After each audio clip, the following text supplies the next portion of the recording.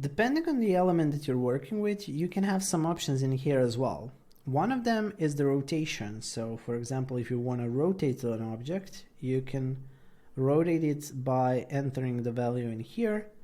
You can also use the negative to rotate it on the other side.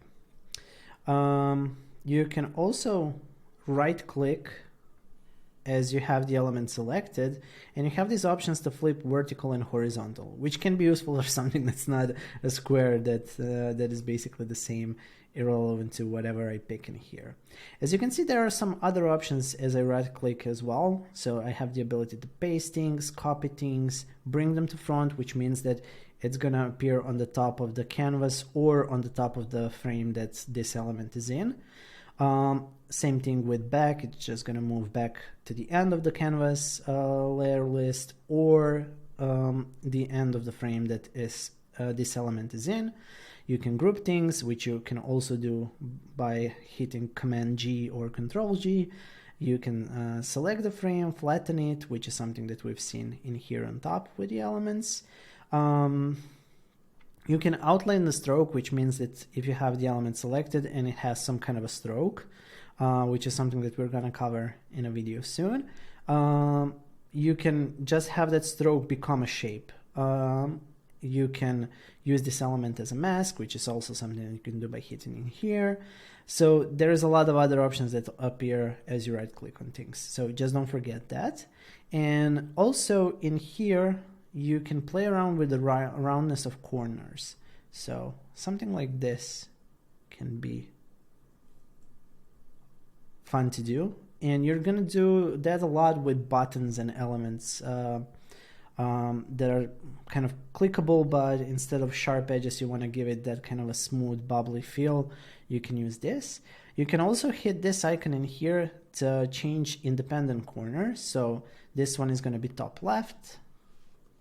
This one is going to be top right, bottom right, and bottom left. And you can see how from the smaller roundness it moves to the bigger roundness as you move around this shape.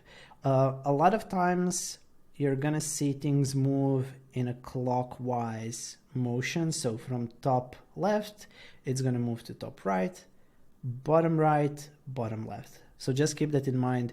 Even though as soon as you click, the little icon in here changes, you can use this knowledge of how it works to do it without even looking at the icon.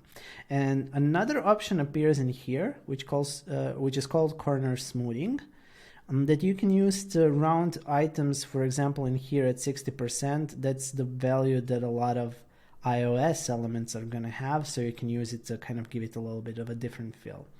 To make sure that you can really see the difference, I'm going to use a bigger roundness, and you can see that this would be the normal. And just look at the shape.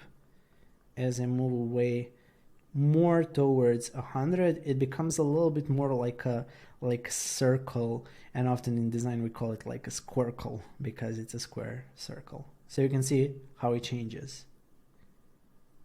It just feels a little bit more natural as you move towards the 100, even though 100 tends to be too much. So on iOS, it's usually around 60.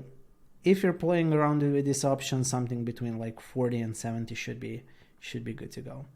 So yeah, that's a little bit advanced feature, but hopefully it's going to help you as you're playing around with Figma and learning where things are and what they do.